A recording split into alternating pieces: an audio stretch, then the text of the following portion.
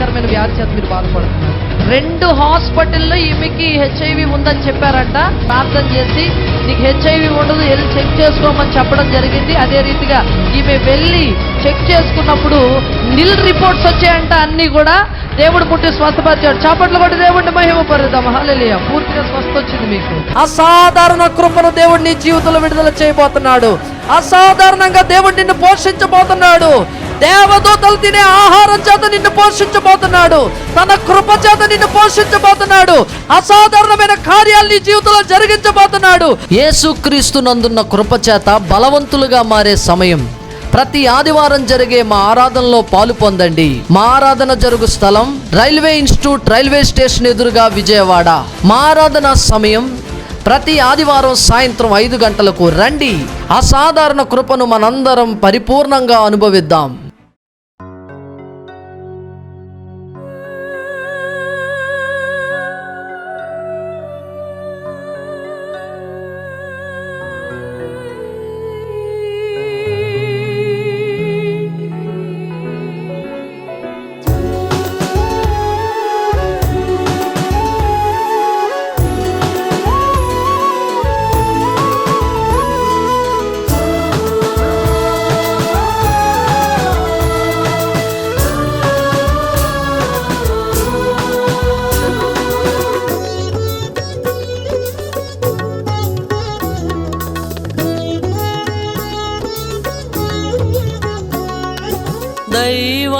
దైవారాధనలో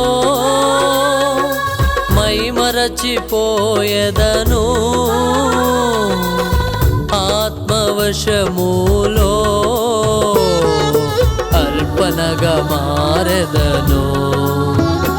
ఆరాధన ఆరాధన ధ్యానపూరితాలాపన. ఆరాధన ఆరాధన ధ్యానపూరితాలాపన. దైవారాధనలో మైమరచిపోయెదను, ఆత్మవశములో అర్పణగా మారెదను.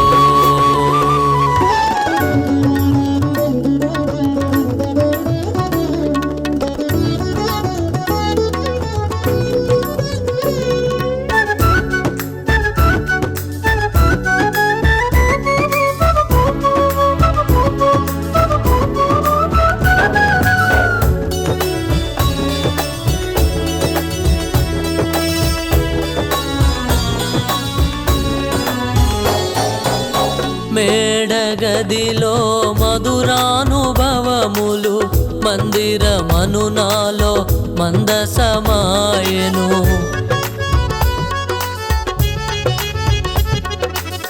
మేడగదిలో మధురానుభవములు, మందిరమను నాలో మందసమాయెను. మహిమగలని మోము చూడ నే వేచియుంటిని నా యేసయ్యా. మహిమగలని మోము చూడ నే వేచియుంటిని నా యేసయ్యా. నే వేచియుంటిని నా యేసయ్యా. దైవారాధనలో మైమరచిపోయెదను, ఆత్మవశములో అర్పణగా మారెదను. ఆరాధన ఆరాధన ధ్యానపూరితాలాపన. ఆరాధన ఆరాధన ధ్యానపూరితాలాపన.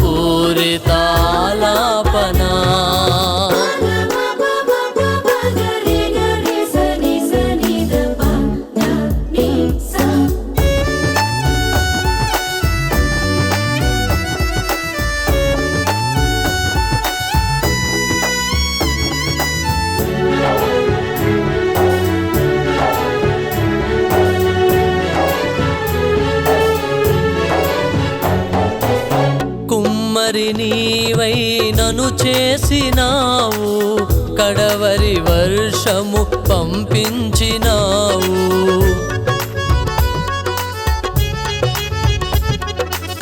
కుమ్మరి నీవై నన్ను చేసినావు, కడవరి వర్షము పంపించినావు. కృపాభిషేకముచే నన్ను నింపినా, కృపామయుడా నా యేసయ్యా. కృపాభిషేకముచే నన్ను నింపినా, కృపామయుడా నా యేసయ్యా. కృపామయుడా నా యేసయ్యా. దైవారాధనలో మైమరచిపోయెదను, ఆత్మవశములో అర్పణగా మారెదను. ఆరాధన ఆరాధన ధ్యానపూరితాలాపన.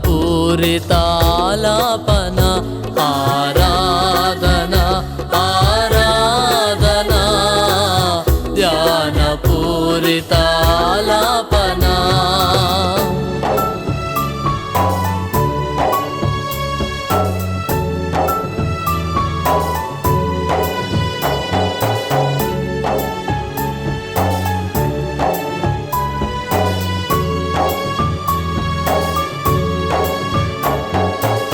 నీ గుడారములో అతిథి నేను, నూతన సృష్టిగా నన్ను మార్చినందున.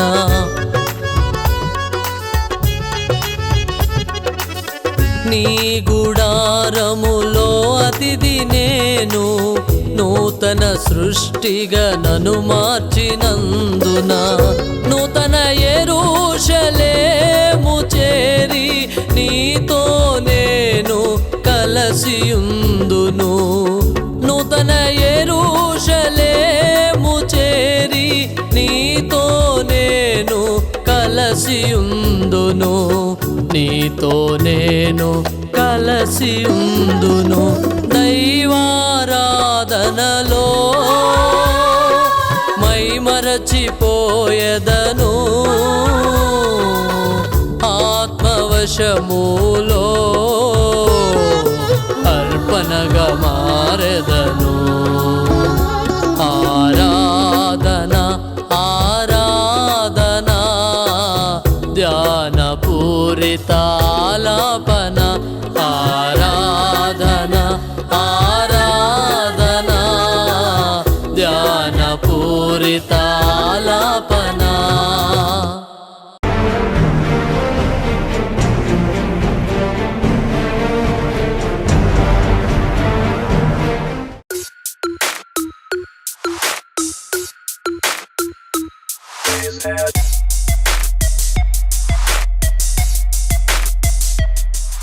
ఏ సమస్య అయినప్పటికీ ఆ సమస్యకు పరిష్కారం, ఒక అద్భుతం జరగాలి. ఆ అద్భుతం నజరేయుడైన యేసుక్రీస్తు. చప్పట్లు కొట్టి దేవుణ్ణి మహిమపరుదాం. వీడికంటే వీడు చిన్నవాడు, వీడికంటే వీడు చిన్నవాడు.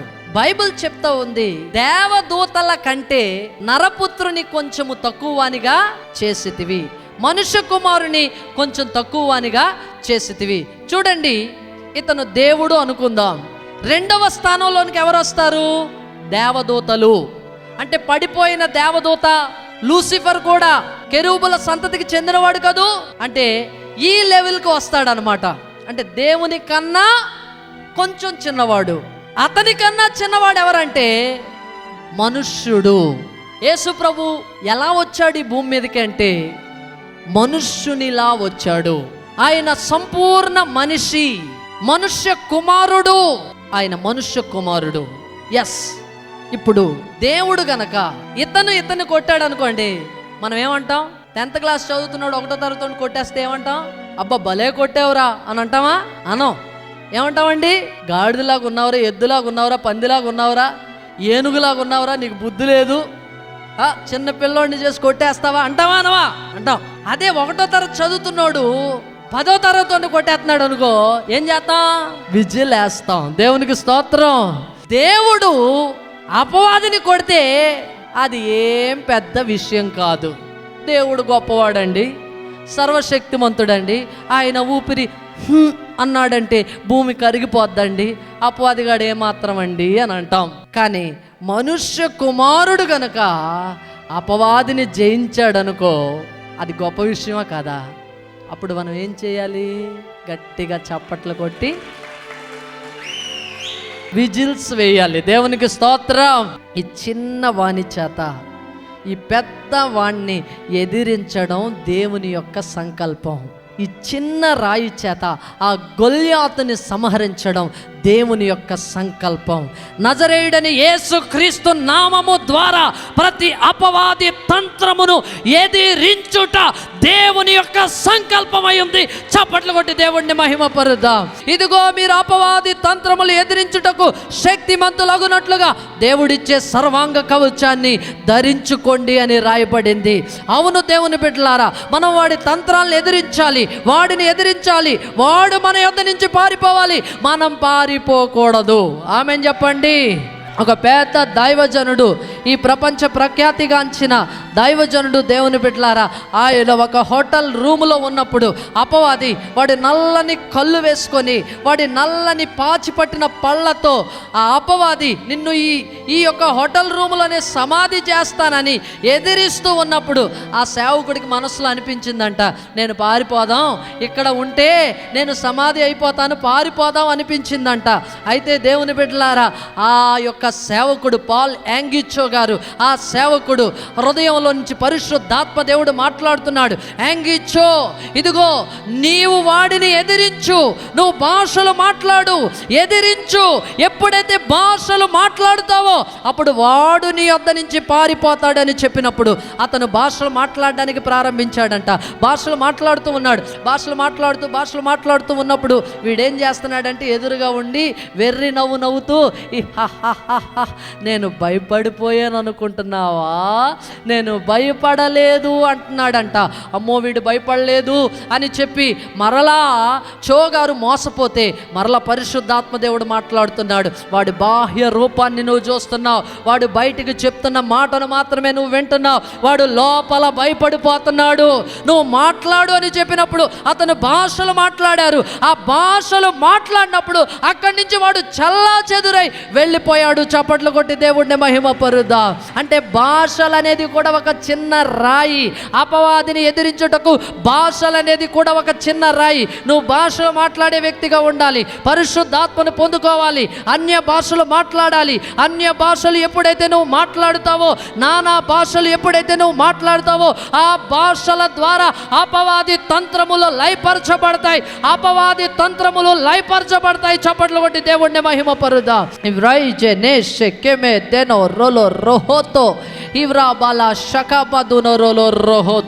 అని నేను మాట్లాడుతున్నప్పుడు దేవుని బిడ్డలారా, నేను దేవదూతలకి కూడా పని చెప్తూ ఉన్నాను. దేవదూతలకి కూడా నేను యుద్ధాన్ని నేర్పిస్తున్నాను. దేవదూతలకు కూడా నా నోట్లో నుంచి ఖడ్గాలని, నా నోట్లో నుంచి ఆయుధాలని విడుదల చేస్తూ ఉన్నాను. అందుకే పౌలు భక్తుడు ఏమంటాడంటే, కొరింథీయులకు రాసిన మొదటి పత్రిక 13వ అధ్యాయంలో రాయబడింది. దేవుని బిడ్డలారా, పౌలు భక్తుడు ఏమంటాడంటే, ఇదిగో నేను దేవదూతల భాషలతో మాట్లాడుచున్నాను అని అంటున్నాడు. అవును, మనం భాషలతో మాట్లాడినప్పుడు దేవదూతల భాషలతో మాట్లాడుతాం, మనుష్యుల భాషలతో మాట్లాడం, కానీ దేవదూతల భాషలతో మాట్లాడుతాం, దేవునితో మాట్లాడుతాం, దేవునితో మర్మాలు పలుకుతామని లేఖనం సెలవిస్తూ ఉంది. కనుక ప్రతి ఒక్కరూ భాషల వరాన్ని స్వతంత్రించుకోవాలి. ప్రతి ఒక్కరూ పరిశుద్ధాత్మతో నింపబడాలి, భాషలు విస్తారంగా మాట్లాడాలి. ఒకవేళ ఇప్పటి వరకు నువ్వు భాషలు అనే వరాన్ని స్వతంత్రించుకోకపోతే ఆ చిన్న రాయి నీ జీవితంలో కావాలని ఈరోజు దేవుడు మాట్లాడుతున్నాడు. ఆ గొల్యాతను ఎదిరించడానికి ఒక చిన్న రాయి నీకు కావాలని, అది నీకు అవసరమని దేవుడు నీతో మాట్లాడుతూ ఉన్నాడు. దేవునికి స్తోత్రం కలుగునుగాక. దావీదు ఒక చిన్న రాయితో ఏ రీతిగా అయితే అపవాది తంత్రాలను ఎదిరించాడో, ఈరోజు నీ సమస్యను ఎదిరించుటకు, నీ సమస్యను ఛేదించుటకు, నీ సమస్యలో అద్భుతం పొందుకొనుటకు ఆ చిన్న రాయి నీకు సహాయంగా కావాలని పరిశుద్ధాత్మ దేవుడు మాట్లాడుతూ ఉన్నాడు. చప్పట్లు కొట్టి దేవుడిని మహిమపరుద్దాం. ఆ భాషలు ఎవరో తెలుసా? నజరేయుడని యేసుక్రీస్తే. చప్పట్లు కొట్టి దేవుడిని మహిమపరుద్దాం. భాషలు అంటే ఎవరో అనుకుంటాం మనం. భాషలు అంటే వాక్శక్తి అంటే ఏదో అనుకుంటాం మనం. అవును కదా? ఏమని రాయబడింది? 120 మంది అపోస్తుల కార్యాలు 2వ అధ్యాయం మనం చూస్తే 120 మంది మేడ గదిలో కూర్చొని ఉన్నప్పుడు, వారందరూ ఏకముగా ప్రార్థన చేస్తూ ఉన్నప్పుడు, వారందరి మీద పరిశుద్ధాత్మ దిగి వచ్చినప్పుడు జరిగిన కార్యం, వారికి ఏమి అనుగ్రహించబడిందంటే వాక్శక్తి అనుగ్రహించబడిందని రాయబడింది. ఏం అనుగ్రహించబడిందండి? వాక్శక్తి అనుగ్రహించబడిన కొలది వారు అన్య భాషలు మాట్లాడసాగిరి. ఆ వాక్శక్తి ఎవరంటే, వాక్కు అంటే ఎవరండి? యేసయ్య. చెప్పండి, వాక్ అంటే ఎవరు? వాక్కు శరీరధారి అయి కృపాసత్య సంపూర్ణుడిగా మన మధ్యలోనికి వచ్చింది. ఆ వాక్కు, నువ్వు మాట్లాడుతున్న భాషలు నజరేయుడని యేసు క్రీస్తయి ఉన్నాడు. నువ్వు మాట్లాడుతున్న మాటలు క్రీస్తయి ఉన్నవి కనుక నువ్వు మాట్లాడాలి. భాషలు అపరిమితంగా మాట్లాడాలి. ఎప్పుడైతే భాషలు మాట్లాడుతావో, నీ వ్యక్తిగత జీవితంలో నుంచి భాషలు ఎప్పుడైతే బయటికి వస్తాయో, దేవుని బిడ్డలారా, ఆ భాషల ద్వారా అపవాది ఎదిరించబడతాడు. అపవాది వాడు నీ యొద్ద నుంచి తొలగిపోతాడు. నీ సమస్యకు పరిష్కారం లభిస్తూ ఉంది. నీ సమస్యకు పరిష్కారం ఒక అద్భుతం. ఆ అద్భుతం నజరేయుడైన యేసుక్రీస్తే. చప్పట్లు కొట్టి దేవుణ్ణి మహిమపరుద్దాం. నీ జీవితంలో అద్భుతం పొందుకోవాలంటే నేను 3 విషయాలు చెప్తాను. ఈ విషయాల్ని నువ్వు తప్పకుండా చేయాలి. మొట్టమొదటిది, దేవుని బిడ్డలారా, నువ్వు విశ్వాసం ఉంచాలి. స్వస్థపరిచే దేవుని మీద విశ్వాసం ఉంచాలి. ప్రార్థించే సేవకుని మీద విశ్వాసం ఉంచాలి. నీవు విశ్వాసం లేకుండా నీవు దేవుని యొద్ద నుంచి అద్భుతాన్ని పొందుకోలేవు. విశ్వాసం అనేది చాలా ప్రాముఖ్యమైన అంశం. విశ్వాసం లేకుండా దేవునికి ఇష్టలై ఉండుట అసాధ్యమని లేఖనంలో రాయబడింది. 2వ విషయాన్ని మనం గమనిస్తే, హెబ్రీయులకు రాసిన పత్రిక 11వ అధ్యాయంలో రాయబడింది విశ్వాసం యొక్క నిజస్వరూపం గురించి. నిజస్వరూపం విశ్వాసంలో కనబడాలి. అంటే నీ ఆలోచన మారాలి, నీ తలంపులు మారాలి, నీ యొక్క ఆ ఆలోచన విధానాన్ని అది సంపూర్ణంగా నువ్వు మార్చుకోవాలని ఈరోజు పరిశుద్ధాత్మదేవుడు నీతో మాట్లాడుతున్నాడు. నీ సొంత ఆలోచన ఎంత మాత్రం దేవుని చిత్తాన్ని నెరవేర్చదు, నీ జీవితంలో అద్భుతం చేయదు. నువ్వు దేవునిలాగా ఆలోచించాలి. పరిశుద్ధాత్మ ఎలాగూ నిన్ను నడిపిస్తే ఆ కోణంలో నువ్వు ఆలోచించాలి. అలాంటి ఆలోచనల ద్వారా దేవుడు నీ జీవితంలో అద్భుతం చేయబోతున్నాడు. దేవుడు నిన్ను స్వస్థపరచబోతున్నాడు. ఇది కూడా, ఈ ఆలోచన కూడా క్రీస్తై ఉన్నాడు. నీ ఆలోచన కూడా క్రీస్తై ఉండాలి. నీ ఆలోచన కూడా దేవుని చిత్తంలో ఉండాలి. నీ ఆలోచన కూడా నజరేయుడని యేసుక్రీస్తును కనుపరచాలి. ఎస్, దేవుని బిడ్డలారా, ఇక్కడ మనం చూస్తే 3వ విషయం ఏంటంటే, నీ విశ్వాసం క్రియారూపకం దాల్చాలి. అంటే మీరు చేయాల్సిన క్రియల గురించి నేను మాట్లాడట్లేదు. క్రియల మూలంగా మనకి రక్షణ కలుగలేదు. కేవలం కృప ద్వారానే మనకి రక్షణ కలిగింది. మనకు అనుగ్రహించబడిన పరిశుద్ధత, దేవుని నీతి, ఇది క్రియల మూలంగా కలిగింది కాదు. ఇది కేవలము దేవుని యొక్క కృపయే. నేను మీ క్రియలను గూర్చి మాట్లాడట్లేదు, మీ ప్రార్థన జీవితాన్ని గూర్చి మాట్లాడట్లేదు, మీరు కలిగి ఉన్న పరిశుద్ధతను గూర్చి నేను మాట్లాడట్లేదు, మీరు చేసే ఏ పనిని గూర్చి నేను మాట్లాడట్లేదు, కానీ క్రియారూపకమైన విశ్వాసాన్ని గూర్చి నేను మాట్లాడుతున్నాను. అంటే దానికి అర్థం ఏంటంటే, దేవుడు ఎప్పుడు వెలుగు కమ్మని పలికితే అప్పుడు వెలుగు కలగాలి. చీకట్లో వెలుగు కలగాలి. నీ సమస్యలో అద్భుతం జరగాలి. ఆ సమాజ మందిరంలో ఒక గూను స్త్రీ ఉంది. ఆమె అబ్రహాము కుమార్తె. అనేక దినాల నుంచి ఆమె ఆ పరిస్థితిలో ఉంది. ఆమెను చూచి యేసయ్య చెప్తున్నాడు, నువ్వు లేచి నిలవబడు. వెంటనే ఆమె లేచి నిలవబడింది. ఇదే క్రియారూపకమైన విశ్వాసం. యేసయ్యా, నువ్వు వచ్చి నాకు సహాయం చేయి నాయనా, ఇన్ని రోజుల నుంచి నాకు నిలవబడడం చేత కాదు, నువ్వు కాస్త సపోర్ట్ ఇస్తే, నువ్వు కాస్త నన్ను నిలవబెడితే నేను నిలవబెడతాను అని అనలేదండి. వెంటనే లేచి నిలవబడింది. తక్షణమే అద్భుతం జరగాలని ఆశపడ్డవారు క్రియారూపకమైన విశ్వాసాన్ని కలిగి ఉండాలి. ఒక పెరాలసిస్ వచ్చిన వ్యక్తిని, చేతులు కాళ్ళు పడిపోయిన వ్యక్తిని ఆ స్ట్రక్చర్ మీద మోసుకొని ఒక ఇంటి దగ్గరికి తీసుకొని వచ్చారు. ఆ ఇంటి చుట్టూ చాలా మంది జనం ఉన్నారు. లోపలికి ఒక్క మనిషి వెళ్ళడానికే ఖాళీ లేకపోతే 4 మనుషులు ఆ స్ట్రక్చర్ మీద అతన్ని మోసుకొని ఎలా లోపలికి వెళ్ళగలరండి? అది అసాధ్యం. ఎవరో ఒక ఆయన వారికి సలహా ఇచ్చాడు, మీరు పైకి వెళ్ళి ఇంటి కప్పు తీసి పైనుంచి గనక అతన్ని జాగ్రత్తగా యేసు ప్రభు మీదుగా వచ్చేలాగా, యేసు ప్రభు దగ్గరికి వచ్చేలాగా దించితే మీ జీవితంలో అద్భుతం జరుగుతుంది అని చెప్పగానే, ఇల్లెవరిదో, ఇంటి కప్పు పీకితే ఆడేమంటాడో, ఇవన్నీ ఆలోచించలేదు. ప్లాన్ ఇచ్చిన వాడు కూడా ఇంజనీర్ బ్రెయిన్ ఉన్నవాడేమో. కరెక్ట్గా యేసు ప్రభు ముందుగానే దిగింది.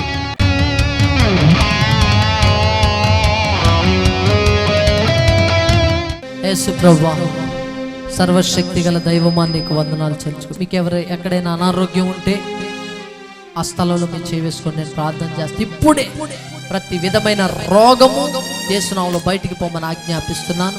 షుగర్ నార్మల్ అవును గాక, బ్లడ్ ప్రెషర్ నార్మల్ అవును గాక, థైరాయిడ్ తొలగిపోవును గాక, ప్రతి వ్యాధి ప్రతి బాధ శరీరాన్ని నుంచి బయటికి పొమ్మని ఆజ్ఞాపిస్తున్నాను. HIV నార్మల్ రిపోర్ట్స్ వచ్చును గాక, ఎయిడ్స్ నార్మల్ రిపోర్ట్స్ వచ్చును గాక, యేసు నామములో స్వస్థత కలుగును గాక, క్యాన్సర్ లైవ్ అయిపోవును గాక, ప్రతి ట్యూమర్ ప్రతి గడ్డ కరిగిపోవును గాక, సైనస్ మైగ్రేన్ యేసు నామములో బయటికి పొమ్మని ఆజ్ఞాపిస్తున్నాను. ప్రతి నడువు నొప్పి, కాళ్ళ నొప్పులు, మోకాళ్ళ నొప్పులు యేసు నామములో బయటికి పొమ్మని ఆజ్ఞాపిస్తున్నాను. స్వస్థత కలుగును గాక. యేసు నామములో నరాల బలహీనత, రక్తహీనత యేసు నామములో బయటికి పొమ్మని ఆజ్ఞాపిస్తున్నాను. ఫిస్టులా, పైల్స్ యేసు నామములో బయటికి పొమ్మని ఆజ్ఞాపిస్తున్నాను. యేసు నామములో ప్రతి రోగాన్ని శపిస్తున్నాను, ప్రతి దయ్యాన్ని శపిస్తూ ఉన్నాను. ఓ యేసు జనాంగాన్ని విడిచిపోమని ఆజ్ఞాపిస్తున్నాను. యేసు ప్రభు యొక్క సంఘమును విడిచిపోమని ఆజ్ఞాపిస్తున్నాను. వ్యాధి లేమి పో యేసు నామములో. ప్రతి అప్పు యేసు నామములో ఐశ్వర్యంగా మారునుగాక. యేసు నామములో అద్భుతాలు జరుగునుగాక. ఎగ్జామ్స్ రాస్తున్న బిడ్డల కోసం ప్రార్థన చేస్తున్నాను. యేసు నామములో వారు మంచిగా ఉత్తీర్ణులు అవ్వడానికి సహాయం చేయండి. యేసు నామములో ప్రభా, ఎగ్జామ్స్ రాస్తున్న ప్రతి బిడ్డను మీరు జ్ఞాపకం చేసుకుని మంచిగా రాయడానికి సహాయం చేయండి. అదే రీతిగా ప్రభా, నాయనా నీకు వందనాలు చెల్లించుకొంచున్నానయ్యా. నాయనా నీకు స్తోత్రాలు చెల్లి. ఉద్యోగాలు లేని వారికి మా సంఘంలో ఉద్యోగాలు ఇవ్వండి స్వామి. యేసు నామములో ఉద్యోగాలు కలుగునుగా కానీ ప్రవచిస్తున్నాను. ప్రమోషన్స్ కలుగునుగా కానీ ప్రవచిస్తున్నాను. బిడ్డలు దీవించండి. ఆధ్యాత్మిక స్థితిలో మహిమలో నుండి అధిక మహిమకు చేర్చండి. ప్రతి భౌతిక ఆశీర్వాదాన్ని, ప్రతి ఆధ్యాత్మిక ఆశీర్వాదాన్ని మీరు అనుగ్రహించండి.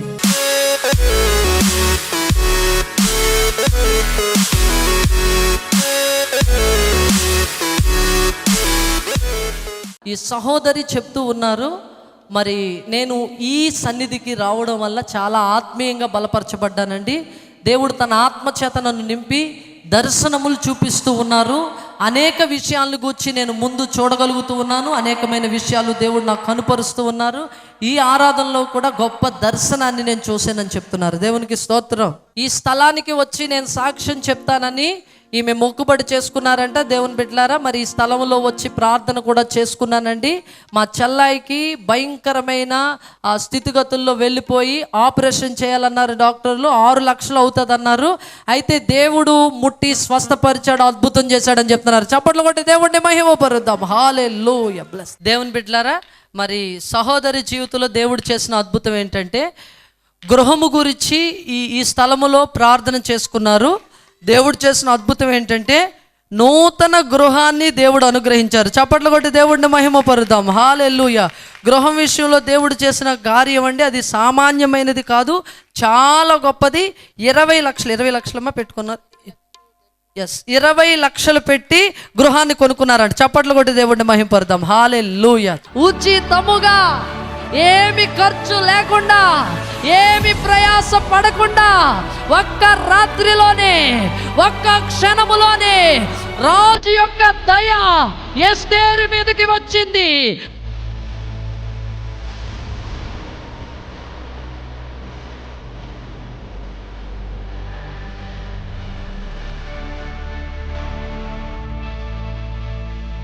రోగ రోగము కలిగించేవాడు నాశనమైపోతూ ఉన్నాడు.